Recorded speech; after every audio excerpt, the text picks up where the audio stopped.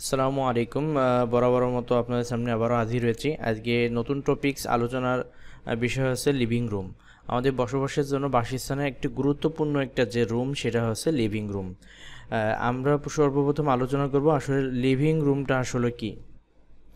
Living রুমটা হলো একটি বাড়ির প্রধান ঘর, যা সাধারণত অতিথি বা পরিবারের সদস্যদের আরামদায়কভাবে বসে থাকার জন্য ব্যবহৃত হয়।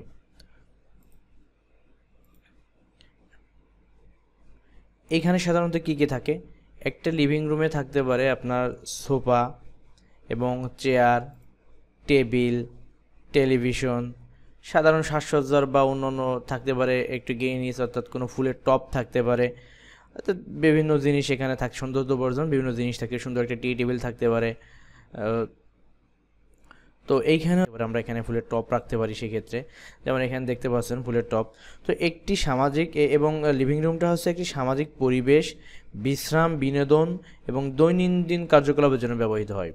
একটু বিশ্রাম নেবেন, অর্থাৎ টিভিতে একটু টেলিভিশন দেখবেন একটু বিশ্রামের জন্য, টেলিভিশনে বিভিন্ন কার্যকলাপগুলো দেখতে পারেন, বিভিন্ন ভিডিও দেখতে পারেন।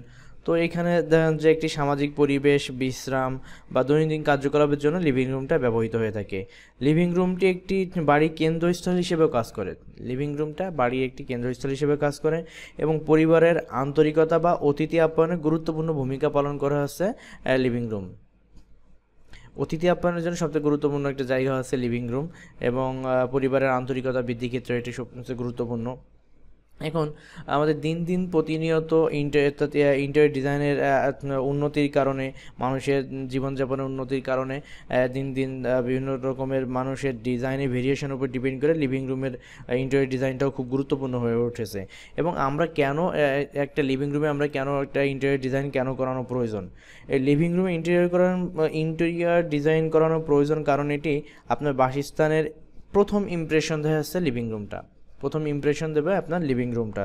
এবং এটা পরিবার এবং অতিথিদের জন্য একটি আরামদায়ক স্থান তৈরি করে, পরিবার এবং অতিথির জন্য আরামদায়ক একটা স্থান তৈরি করে।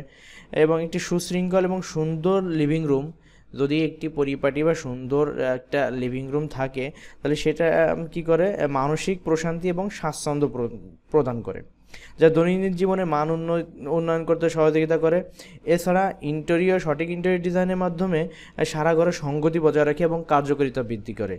অর্থাৎ এই কারণেই একটা সুন্দর পরিপাটি করা একটা ইন্টেরিয়র ডিজাইনের চাহিদা দিন দিন বেড়ে চলেছে ইন্টেরিয়র করার জন্য, এবং প্রত্যেকেই তার চাহিদা অনুযায়ী বিভিন্ন ডিজাইনের ক্যাটাগরির মাধ্যমে একটা লিভিং রুমে ডিজাইন করতেছে।